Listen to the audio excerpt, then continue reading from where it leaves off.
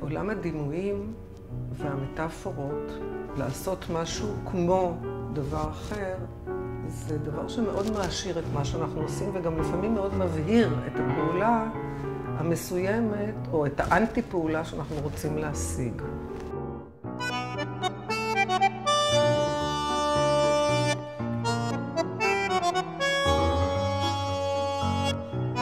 איזשהו מראה שאני חושבת עליו, איזשהו ספר שקראתי, או איזו מילה ששמעתי, או איזו תמונה שראיתי, או משהו בתחום המטבח, הבישול, האפייה, חיי היומיום, הגיהוץ.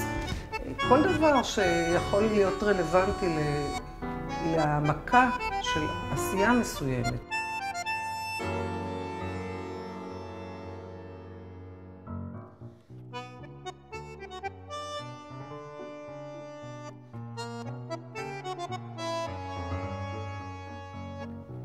המילה שיטה לא כל כך מדברת אליי.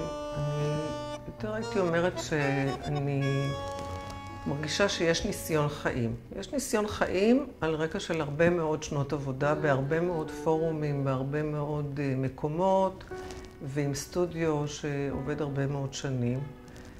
בעבודה פרטית, בעבודה קבוצתית, בעבודה יותר לכיוון תנועה, יותר לכיוון התעמלות, יותר עבודה עם זמרים. יש ככה איזה קבוצות שונות של אנשים שלימדתי, ובדקתי כל מיני דברים עם השנים, והגעתי לכל מיני רעיונות או מחשבות שהגדרתי לעצמי אותם.